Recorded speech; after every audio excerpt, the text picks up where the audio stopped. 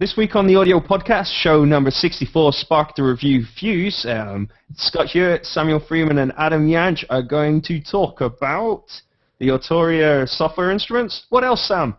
There's also Arturia hardware in there, and other new software and old software that's getting a bit long in the tooth, and Crashtastic. Adam has some things to say about that, and yep, hardware and software issues around podcasting abound also. And you know what else? Adam's going to complain about Logic again.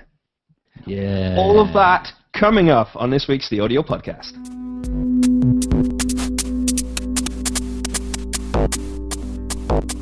It's Monday, the 16th of July. This is episode 64, Spark the Review Fuse of The Audio Podcast. I'm Scott Hewitt. I'm Samuel Freeman. I am Adam Jansch. Hello, Adam Jansch. Hello, Adam. Nice Hi, of you. guys. Thank you for having me on the show again. And hello, Scott. So this is show number 64, which, as Adam quite rightly says, is a significant number. It's a power of 2, and that's very important if you're a computer geek. So the next significant show for me will be 128, and that'll be what, 2014, something like that. Well, you'll be happy to know there's a reference back to show 32, which would probably be your last one. So, but we'll get to that when we get to it. Yeah. Excellent stuff. So the reason this is the Spark the Review Fuse show, is that right? Yeah, it is. That was just a title I made up, is because we actually have some reviews this week. How about that? Pretty exciting.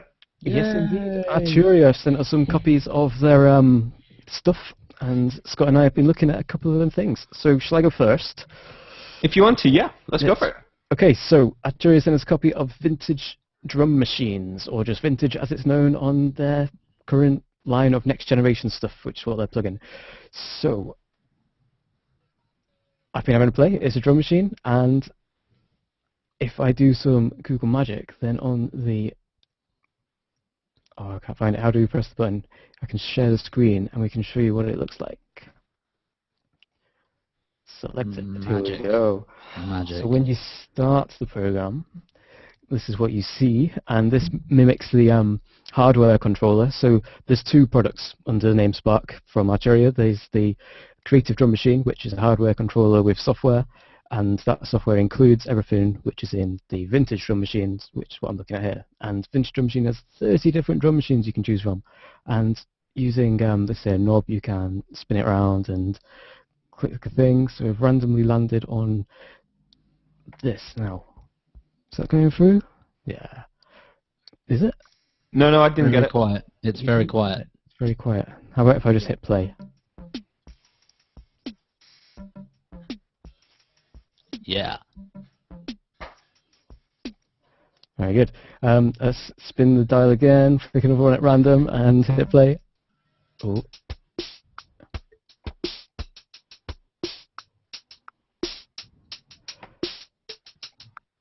Okay, anyway. I found using this part of the interface kind of made me frustrated that I didn't have the hardware controller, to be honest, because everything maps exactly onto what the hardware controller does in terms of the layout, and yeah. But this is only one of 3 parts of it that we're looking at here. Okay. So if we click here, then we'll unfold the top part, which is sequencer, and as well as having the 16 drums all shown so we can see the pattern rather than just one at a time, you can also unfold each to edit the motion of any of the parameters. And if we go down to the bottom, then we can see that they have, for each instrument, there's always 6 parameters there, and more if you use effects. In here we can load different effects.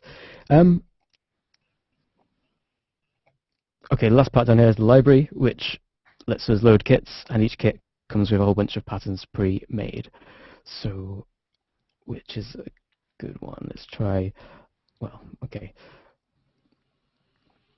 And the only other thing I haven't mentioned is up there at the top. Well, there's probably lots of things I haven't mentioned, but there's the song mode as well, which uses drag and drop for loading patterns into sequence.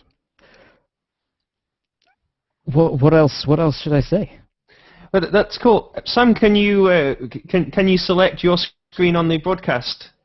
Yeah. On the broadcast box, so people can see it big in the main screen. I'm just thinking. Much easier.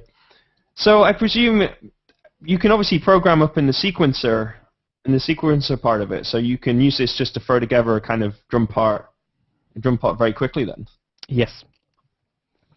That's cool. So that's that top section up there, isn't it? The sequencer there. And you can also hit record on here while it's playing to. So if we select, let's see if one of these banks is empty. So if that's playing through, you can hit record and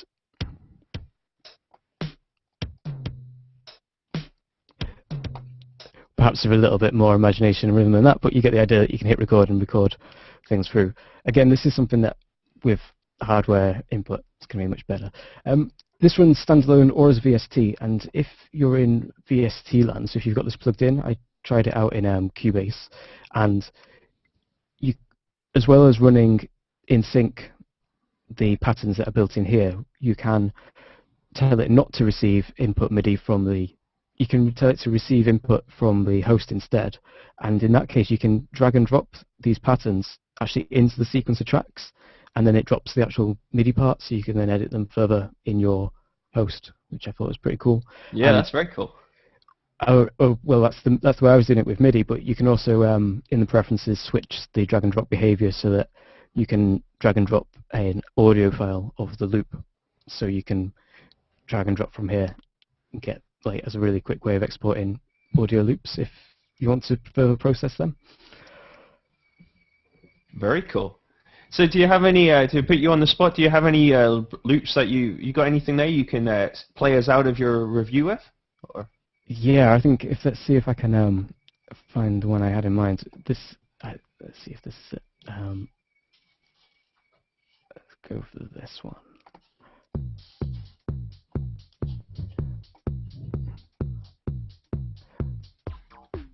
Very cool.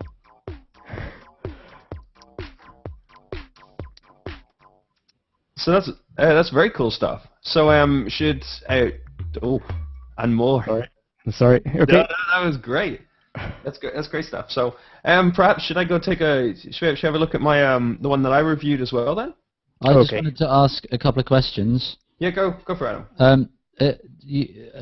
Can you? What's the not audio editing, but like, can you drag in like a whole loop and then just like select one bit of it, like just get the start and loop endpoints?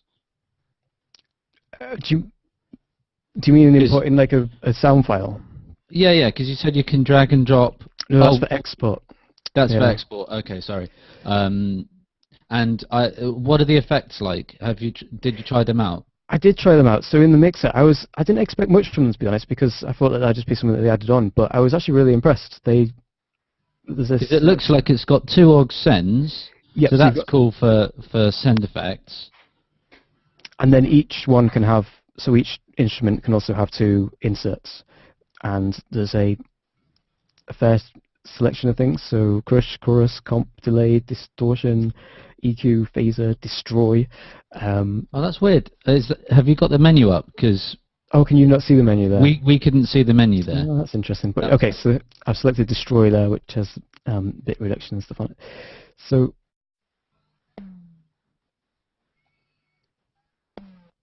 oh yeah, like it. Yeah. So, if you were to go for the full version of the Spark system with the hardware control and everything, then you'd be able to layer up samples or things on each track. In which case, this area here would give more controls. But as it is, it's just stuck on this one picture of the TR-8 to right, no matter what instrument you're using. I find that a bit annoying, to be honest. Especially seen as for the projects, when you're saving a project, you can select your own image for it, which is kind of cool, because you can browse the library.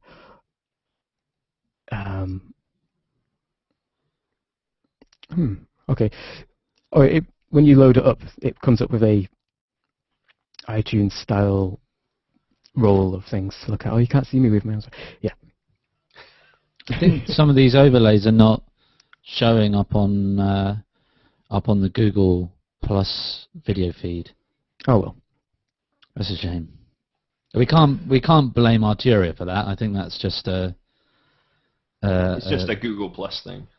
Yeah, it'll just be something to do with that, which is a shame.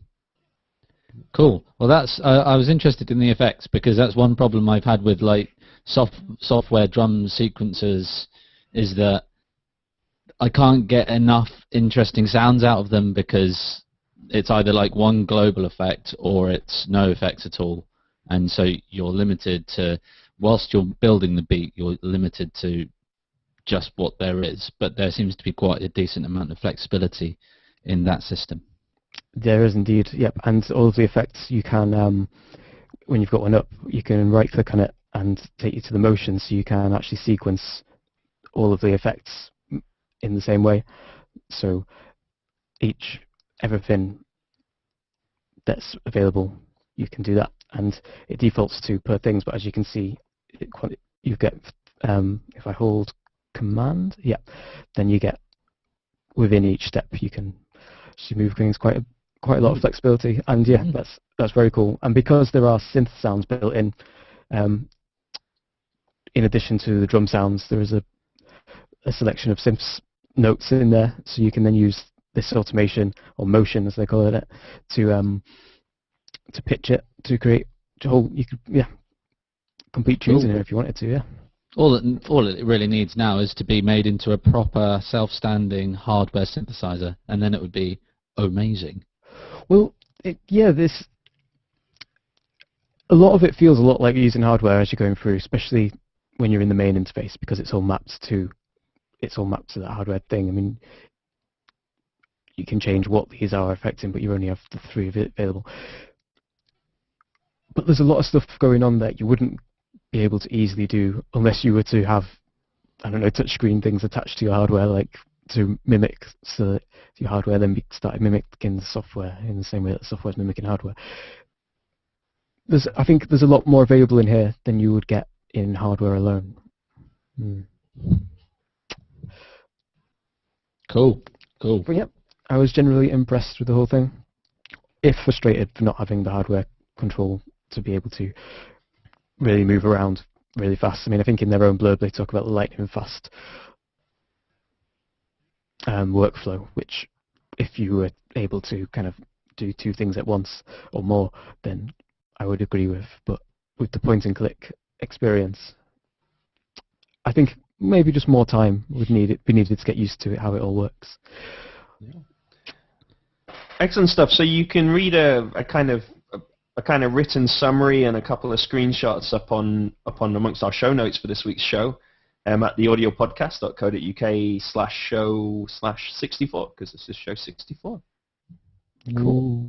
That's cool. So I also had the opportunity to have a play with the Oberheim SEM 5 synth. So I don't know, Sam, if you want to push me across into the main window. Yep, that's on now.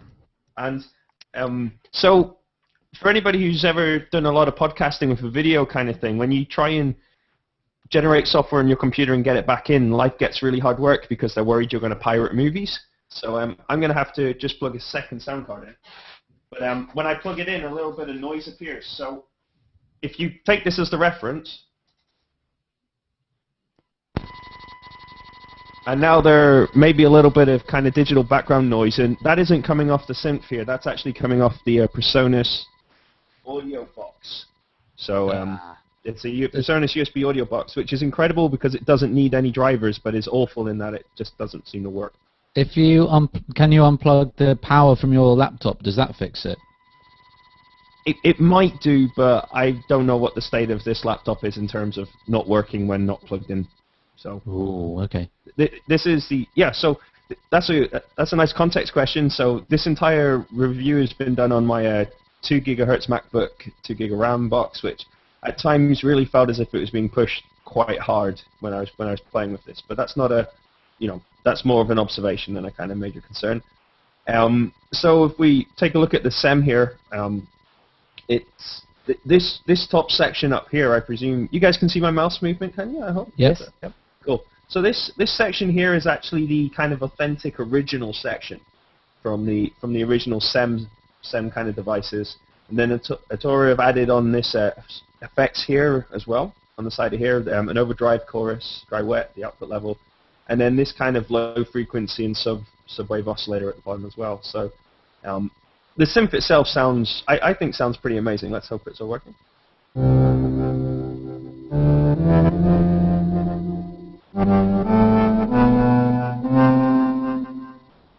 Major C. My life is complete. Oh, here, this will freak you out a bit then. So we get, you get these incredibly rich sounds that you would expect of any sort of subtractive synthesis system. You get them there as well. Part of the big feature of this is what they call this true analog emulation system. This TAE system they have, and what it's actually doing is emulating the kind of, kind of slight variation that you would get because of kind of analog circuitry. So the fact that resistors and capacitors wouldn't always have consistent values, and the fact that things would change over temperature. So they've really kind of worked to try and do that as well. Another thing they've really looked at is when working with the filters is they've been very careful to match the filters to the kind of sound that was typical of the SEM system. So the filters are a little bit more, people say weedy, but they're not quite as harsh as they would be in a modern system. So you get a lot more kind of, a much more kind of graduated, gradual roll-off on the filter rather than a full one. So I can just hear move a bit of that. Just bring the filter back up.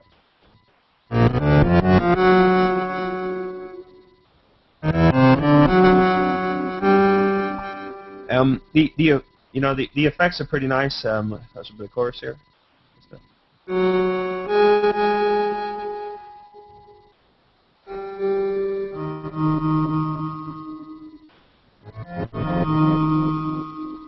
And that's it. I'm going to put the arpeggiator onto a hold mode for a minute here.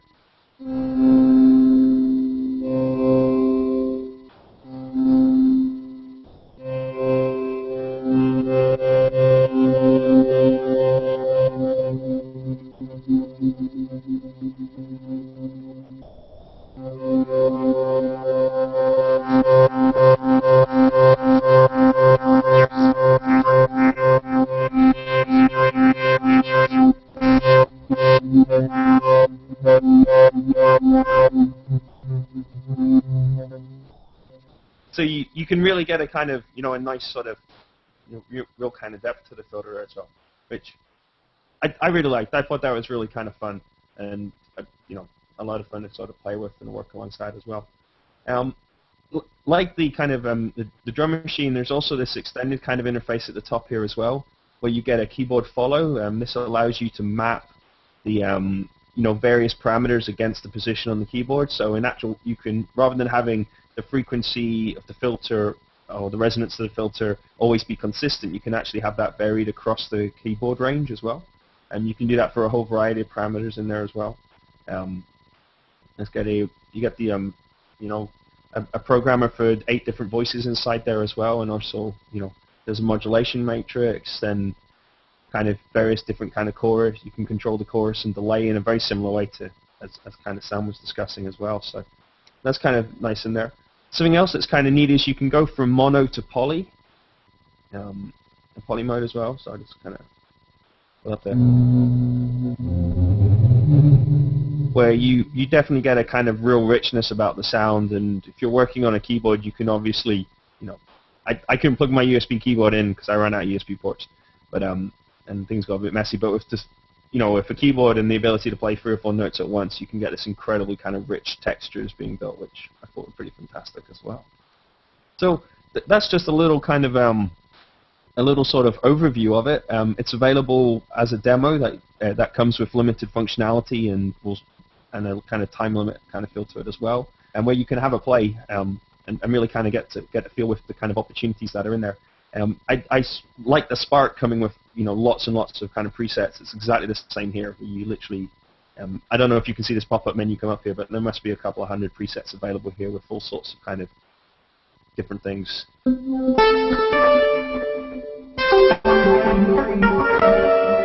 it's with an incredible kind of richness of sounds as you would expect from a kind of subtractive synthesis system. So I really like it. I like it. It's kind of easy to use. It's kind of fun to play with as well. Something that I was very impressed with is the supporting manual, which actually comes with a fairly kind of detailed history of subtractive synthesis, and then it goes on to talk about particular techniques that might be of interest and how to actually kind of develop sounds on the synth itself, which I thought was, was pretty exciting as well. So yeah, I liked it. I thought it was cool. There you go. Cool. I think, yeah, although there's still a lot going on under there with being able to unfold the top and open it up to program more layers, I think yeah, it's more of a concentrated thing on one instrument. Like, the part of the confusion I had in how to talk about the Spark drum machine is that there's 30 different instruments going on there. I mean, I just talked about the top layer rather than digging into all of the stuff underneath. But yeah, as a single instrument, that sounds awesome. That's very cool. Well, I'm going to drop out of the screen share. I pulled the cable out, so my kind of weird noises should have disappeared, hopefully, and we can drop out from there. And you can find my written thoughts online as well, but the show notes and the links across all of them there. And if you want to go check them out, you can have a look. We're very grateful for the copies that we were sent to kind of try and kind of trial out, and we hope that's been useful to people. And and on the audio podcast, we're always very open. If somebody sends us something to try, we like to make people aware that's what's happened and such. Yeah. Cool. So it looks like Adam Jansch is wanting to take a bite out of the news. No, more my mic. One little thing before the news. I have an upgraded setup for the audio podcast because I have a mic stand. So look, no hands. Fantastic. So yes, let's get on with the news. And the first news item this week is that since they've been devolved from the DigiDesign / Avid family, M-Audio have just released some new keyboards called the Axiom Air range. So what are these keyboards, Scott? Are they MIDI keyboards? Yeah, they're MIDI controller keyboards, and that's pretty much as much interest as I could generate, to be honest. If you're looking for a small controller keyboard, you were probably going to have a look at M-Audio anyway, and you're probably right to. They come in one, yeah. They were masters of them. I have one right here. Look, it's the classic £70 one. Awesome. I have one. I have one with dials and sliders in a cupboard just here, which I use on a fairly regular basis. They're kind of handy, aren't they? Just to have there because they're light and they're USB powered, so you can just kind of plug them in when you need. So these new ones, is there some special feature that they have, or are they just kind of the new stock version? There probably is some special feature. I have to confess, I was like, oh, it's a USB keyboard. The main reason I put it in there is because when I followed the link across, it currently still says M-Audio by Avid at the top of the screen, at the top of the web page, which I thought was awesome. So that was my main reason for inclusion of said items, really, and hence the reason why I only wrote a line about them and put a link. Because come on, Scott, you've got to give them time. I mean, they've got to remember their hosting password and everything.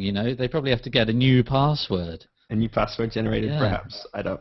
A new password for the new M-Audio website, not powered by DigiDesign. Not powered. Yeah, that'd be what it says. Not powered by DigiDesign. So these Axiom Air series keyboards, there is a whole series of them going all the way from the designed to be portable up to designed for kind of studio installation. Coming with some of them coming with sliders, dials, kind of drum pads on the top of them as well. So they're designed to be much more kind of complete solutions rather than here's just a keyboard sort of thing. So that's kind of cool. Just announced as well today. So that's why I kind of we're right up to date with this one. That's how the show works, and people haven't noticed. We're up to date at the start, and it gets more and more historical towards the end of the show. Well, that's how history works, Scott. That is how history works. It is indeed.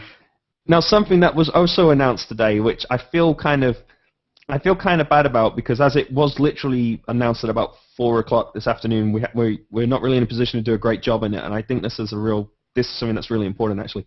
But Steinberg have released Nuendo Live. Now, I kind of rather unkindly refer to it as a GarageBand-esque thing, but that's essentially what it is. What they've said there is it's based on Nuendo, but it is a stripped-down version designed for live recording, and with integration with the Yamaha kind of CL series keyboards, consoles even. Sorry. So I don't know if you guys have had opportunity to kind of have a look at this in any more detail yet, but not really. Like you say, like this has only just been put up, so I don't know. But I think I better know. Well, no, but saying that what's interesting is they say it's built on top of Nuendo, but it deliberately is a single screen interface. So it's you can say I want to record these things, I want to record these tracks, and then press record, and it just records those audio tracks. That's what it does, rather than all of the kind of production and arrangement complexity of something like Nuendo. This is purely a record the thing you want to record. Sounds kind of like Audiodesk then, or long departed Audiodesk. I don't know if Motu still make that. Yeah, but Audiodesk was built as the kind of freebie you got with your sound cards to persuade you to buy DP, wasn't it? Whereas this will be the same kind of thing. You can buy it separately, but it will come with. It sounds to me like the thing they're teeing up to put alongside to bundle with audio cards or things like you said. There's a Yamaha console that it's designed for. So the CL series, yeah. So there's obviously something going on there. It's kind of like Cubase AI or whatever it was called. The cut down version. That's what it sounds like, but a different take on it, like a GarageBand-esque take on it, as you say. I think you're right about that, but there's a couple of really cool, unique features which I was very impressed with. One thing I read about was this thing called the virtual sound check. So what you can do is if you can record the show from the previous night, and then when you get to the venue, you can hit play, and it plays back the multi-track recording through your kind of Yamaha CL series desk, and then you can remix last night's show into the new space to use that to kind of maybe do any kind of EQ for the whole room or any sort of treatments for the whole room or for the different arrays inside the desk there, which I thought was a really neat feature. I've done that with some smaller kind of things I've toured. I've used multi-track versions just to kind of get the feel for the room and get the room tidied up too. Does that work though? Does it actually work? That idea, am I thinking about this correctly? So you record say you have last night's multi-tracks and on the computer, you play them back through the desk. You're playing them back through multiple speakers or through the PA? Well, you could do it whichever way you wanted to, but you could certainly play it back. The use I've always had for it is to play it back to set up the EQ for the actual space itself. Okay. So that, I mean, if you imagine you're in a kind of touring situation, so you're not going there. Oh yeah, it's not it doesn't get you the finished item. You still need to sound check with the sound check at the end, but it does mean that you can sit in there and quickly get a feel for what's going on, for what the space is like, and spot any kind of really bad low frequency resonance or anything like that. So it's a technique I've used myself before, and this kind of integration, between the recording element and doing it, I think it's a nice kind of touch. So. And any other unique features? Probably. There seems to be a slight mismatch. Oh no, I've got myself coming through. That's really annoying. Never mind me. There we go. Can't speak when I've got half a second delay of yourself coming back through.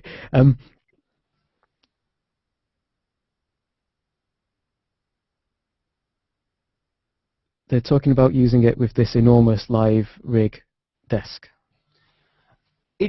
The stripped down kind of feel, I think Adam kind of pushed that a little, pushed that idea maybe a little bit too far, because I really think that they're viewing this as the product where you go and record the show, and once the show's recorded, you can take the content that it captures and push that into Nuendo to master and to produce it. But I think there's that's the kind of workflow here. So this is like the design to record to capture the material for production and work elsewhere. That makes. That was my kind of read of it. Yeah, because this a CL series desk is a serious, it's a fairly serious desk for certain tasks, isn't it? So I kind of like it, and I kind of like the idea of it, and I'm very interested in the way that we're starting to kind of crush down interface design and things like that, because this is, I look at I've looked at a couple of screenshots here, and immediately I was like, oh, I think I could, I kind of see how that would work and how I could do, I had a lot of confidence about how things would work, probably more so than you get from here's a completely empty session in Cube, in Nuendo, go for it, which, but that's just an observation. Yeah, we should try and get a copy to have a play with. I'll see if we can organize one. That'd be kind of fun. And we should get one of those Yamaha desks to play with it as well. Just to test that out. For good journalism. Good journalism. That's true. Should we get a string of tour dates at different venues and a band to put on these things as well, just to make sure we can be thorough in our assessment of the possibilities? Well, yeah, That's a great idea. If we're not thorough about it, then forget it. That's what I say. That's very true. Something else that we would need to think about is the licensing time. Here's a little bit of light relief news, as they say, but Springsteen and Paul McCartney were rocking out this Saturday as part of Hard Rock Calling in London, and Springsteen played for over 3 hours, which I think is some pretty impressive going. So much so that they just turned off the amplifiers. They pulled the plug. They were playing away, but I think it was only half an hour after the curfew. I think it wasn't that long after, and they just pulled the plug on them, switched off the microphones, so they couldn't even say goodnight or anything. Well, that's their fault for going over the curfew. Why should Springsteen and Paul McCartney get special treatment? That's not fair. See, that's the message that they said in this. I think they did it. I think they probably did it on purpose because they knew that Latitude Festival was on, and they needed to somehow make their gig newsworthy. So, well done, Scott. Fell into that trap. Well, anyway, back in show 32, we talked about ARA. What does that stand for? Who knows? Something audio random access, which is a technology from the people who make Melodyne, who are called Celemony. Is that right? Celemony. Which is like celery. It's like celery, but with an extra little bit in it. And the extra little bits they do are really quite interesting. So Melodyne was introduced to PreSonus Studio One back whenever show 32 was recorded, and now they have released a software development kit for the ARA, so anyone who makes a plugin host or anyone that makes plugins can have access to this technology so that everyone can play with such things. So it's not a new plugin format, it's an extension to existing things. This isn't linked to the more integrated plugin environment in Studio One per se. This is something that's been released by Celemony separately. It was initially released as part of Studio One, so I guess that was their proof of concept. Look, this works, and now it's a general release thing.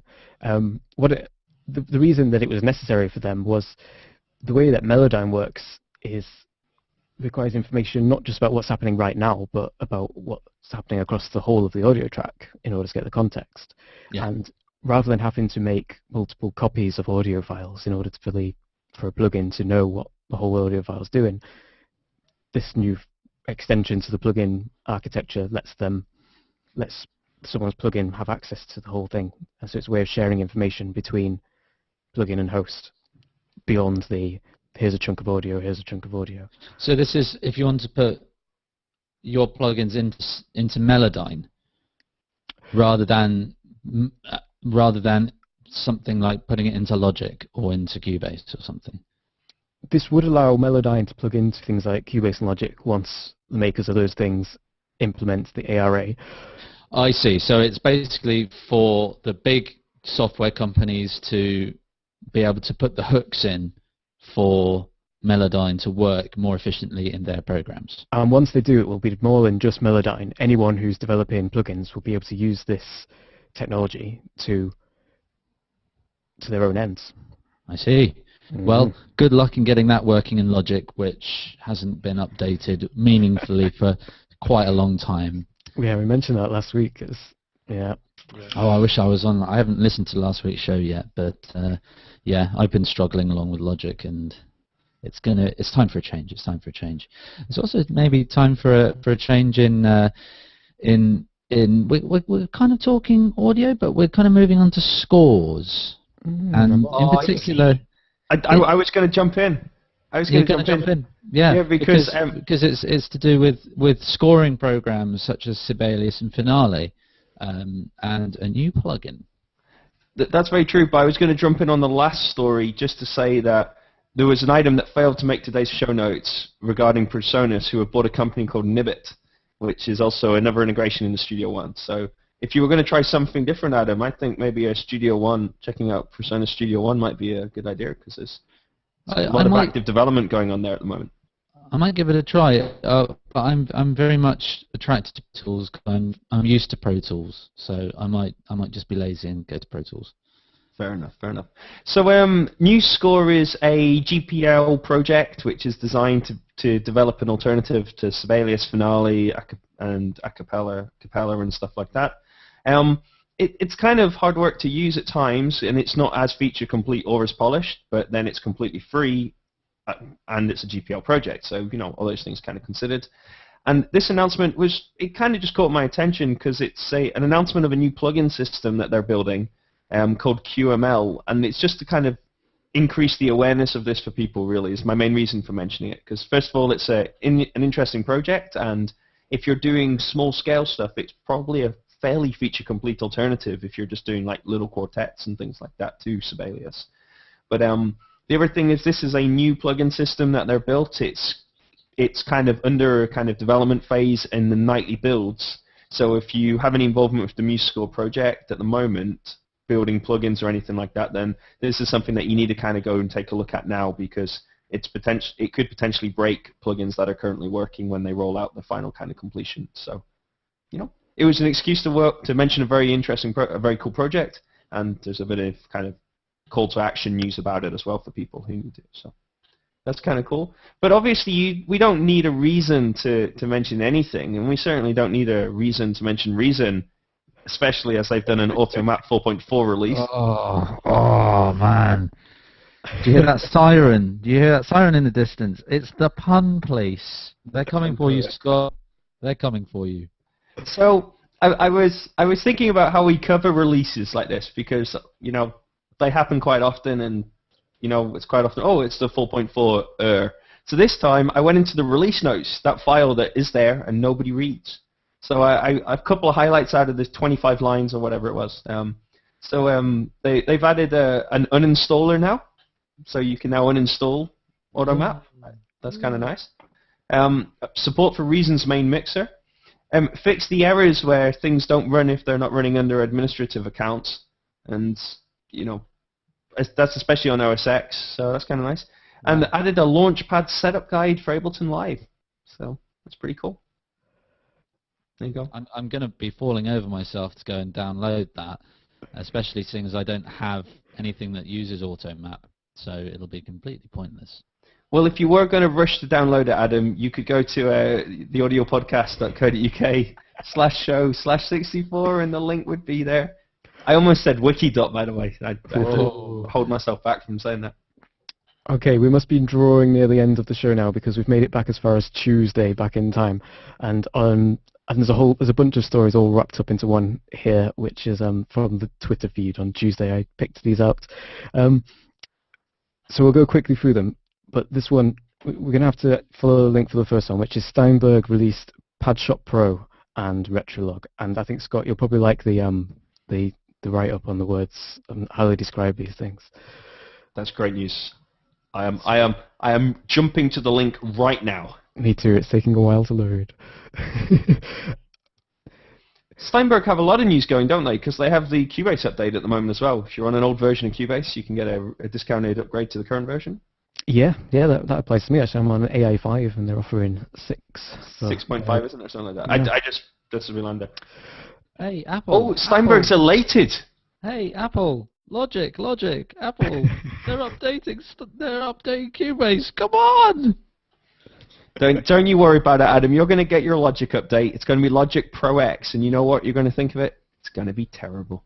It's just going to be the same, apart from it'll have some integration with GarageBand, which won't be of any use to me at all. No, it won't be the same. What they'll do is it'll do a little bit less than it currently does, and they'll have taken all of the buttons that you know where they are, and they'll have changed them, put them in different places, and made them all a little more touch nice. You know what? I wouldn't mind that. I think I'm glad to hear that. It really needs a bit of a, let's just open up the thing and completely rewire it. I'm completely down with that. That's fine. I'm excited by your faith that Logic has a future with Apple. Well, I don't have a faith. I really don't feel like it's going to go very far. You know, there's just nothing. It's like trying to listen for space aliens using a little dish that you use to serve fruit. You know, it's just not going to happen. Well, Adam, you can listen. You just might not hear anything. Well, exactly. Adam deals with his emotional baggage in this issue here. I'm happy to report that Steinberg is elated. That's nice. They're elated to release this Retro Legend Padshot Pro. Nice. And So they should be. Well and done. if you were offering earth-shattering sub and noise oscillators, then you would be too. Only if it helps me hear the Apple announcements about Logic. What? Anyway, I'm going to move on. Let's move on. Let's move on. Okay. That's a good spot there, Sam. That's quality descriptions. Oh, that's really weird. So the next thing in this little post that you're reading is about Logic, and so it wasn't last week. See, this whole time travel thing is kind of doing my head in. Right. Yeah, look. So what I was referring to that happened last Apple week happened on Logic Tuesday. 10. I'm going to read that.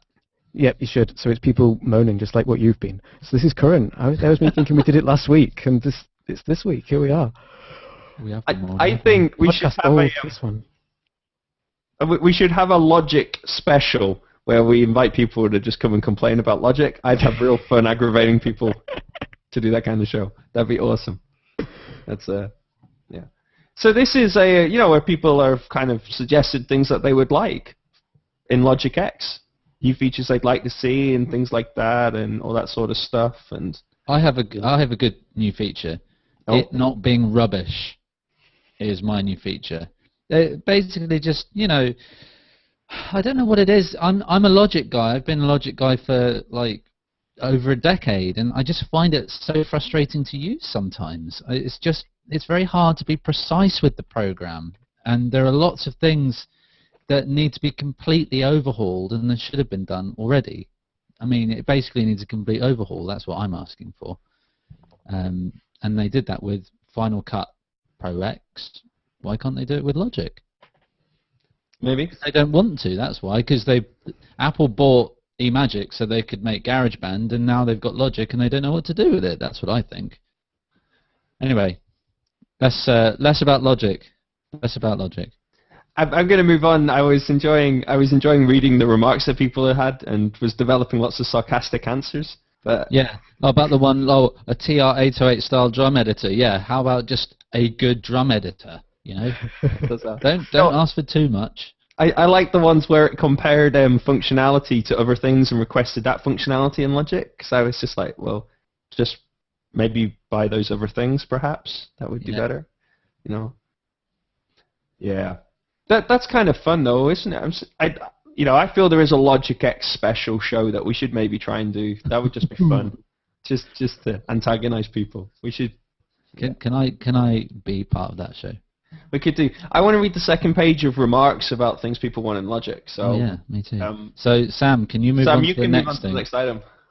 Okay, well I can only talk about it in proxy actually, because this one when I was at work as I am today, it wouldn't let me through on the access denied, suspected illegal contents. This is a response to a Guardian article, which was basically in support of the defunct sober stuff. And this was a response saying, "Are you nuts?" and pointing out how all that stuff's not good. But I can't open the story because apparently it's not safe for work. I've opened the link. It loaded this huge flash advert which made everything seize up momentarily. Oh dear. I'm not sure why it wouldn't be safe for work though. I'm sorry. Because it mentions the words Pirate Bay, perhaps? Perhaps, It, yep. Who knows? Yeah, I don't know. Well, I mean, I posted on the show notes the warning I got. This site is suspected of violation of copyright laws by supplying illegal releases of stuff, but only suspected of it. And the use of such sites is forbidden by the people here, and under the user policy. But rather than just warn me about that and say, if you're found to be doing something wrong, then we'll take disciplinary action, they say no.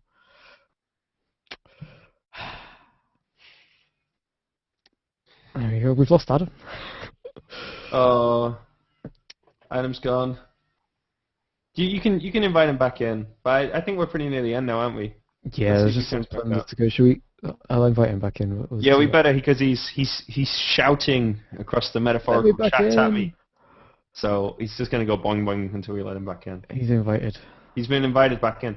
But we've made it. How far have we done? Oh, last decent video plunder. Not thunder, but yet sound from the sky. Clap sounds of the northern lights. This was it's a new video of kind of current new and old research. So people in Finland, I believe, have been recording audio and visual stuff, researching a phenomena where people hear sounds in the sky when there's northern lights, the aurora borealis going off, and these noises, and it's been stuff of is Adam coming in or not? Been the stuff of folklore and legend and stuff, but now they've got some not quite scientific, because it was experimental data, but they're getting towards something. And they were presenting this at a conference this week, and yeah, this video is pretty cool. Warning, if you're going to watch it with headphones on or at all, when the noises happen, they're really loud. It made me jump. It's kind of background noisy, and then all of a sudden. But yeah, there you go. It's sounds, audio, unknown scientific mysteries. Awesome. But still no Jansch. Yeah, no, I think he didn't get the link, so I've sent him it again from somewhere else, and hopefully he'll get it this time. Yeah. Did it work? Oh, we just don't know.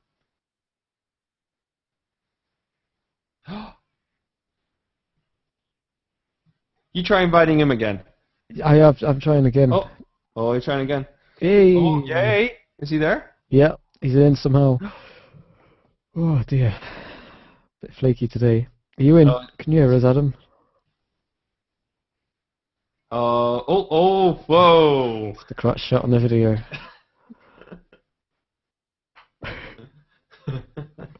Well, I'm gonna take us into the plunder. Oh, he's gone. He's gone. I'm gonna take us into the plunder. So we got 2 items of plunder here. First of all, one which is of well, I think I put both of them up here. So the first one is a podcast that I enjoy called the Command Line Podcast.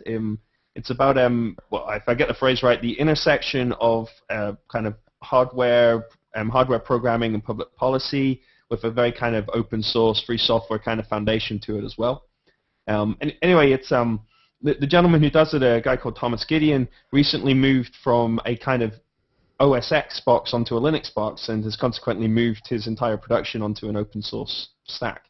So he spends it's a 30-minute show where he talks over how he records the show, how he uploading it, processing it as it needs to be, and then supplying it for kind of use. So I thought that was a show that was worth listening to. So I put the link there. Some people who know what they're doing about podcasting, then. Well, we've done a lot of these shows, Sam. Ours will kind of work. He actually uses Ardour and Audacity. So stuff like that. A brave man. Well, I'm back. You're back, yeah. Well, what was interesting about it for me in particular is he reflected on the woes of trying to use USB 2 devices on Linux, which is really hard. USB 1 devices work off the bat now, but USB 2 audio devices are really hard work to get working still. More hard work than FireWire at times, actually, which is kind of a bit odd. And he was just reflecting on the fact that he's running a version of Ubuntu which is almost off the end of its long-term support, but he's deliberately stuck there because of the fact that he has a stable system that works with his kind of sound card that he's using, and with the versions of Ardour that he has available and things like that. So it was interesting just to read, just to kind of listen to those kind of remarks and how he was doing there and everything. And as an aside, I actually interviewed him as part of Creative Pact 2011, last year's Creative Pact, where I actually talked about, kind of how he develops his content and his kind of interviewing skill, technique, and things like that as well. So I put that in a comment just underneath the story in case people, if you listen to that show and you enjoy it, then I'd certainly recommend listening to the Command Line podcast. It's very interesting. But if you're more interested in how he talks about, kind of interviewing and things like that as well, then I actually did an interview with him about that as well, which I linked to in the comments. So there you go. Definitely. An interview about interviewing in this podcast about podcasters. I like it. It's very nice. And our final item of plunder. We never went to R, because Adam wasn't here, was he? Arr. Arr. Oh. There we go. And then finally, I wasn't know R either. Yeah, that was a sad cat. Oh, let's push through. Let's push through. So finally, Lifehacker had an article about Facebook for musicians. They also have a page for musicians, not Lifehacker Facebook, but that's there as well. And it was kind of, it was just ways that you might use Facebook to promote your music, to sell your music, and that kind of stuff, which I found was quite interesting. Interesting insights into the edge rank algorithm thing, which Facebook used to decide what shows up on people's news feeds first and stuff like that. So, yep, how to score better on that. Nice. Awesome. Perhaps. Let's bring it to an end. Unless either of you guys have anything to add, but I didn't really detect that you did. It's been a show of Google fail, Hangout fail, multiple sound cards, Buzzy sound cards. Logic fail. Logic fail, but that's just in general. That's not really the show. Yeah. And lots of Arturia products, both hardware and software. That's true. Well, a bit of a Sam fail on the review, but it's. I liked it. That's the was all right. It was fine. Thank you, Adam. So let's do the wrap up. Let's wrap it up. I'm just going to wrap it. Let's do the wrap up. So this has been show 64, Spark the Review Fuse of the Audio Podcast. I've been Scott Hewitt. I'm Samuel Freeman. And I have been and will continue to be Adam Jansch. I like that. Goodbye.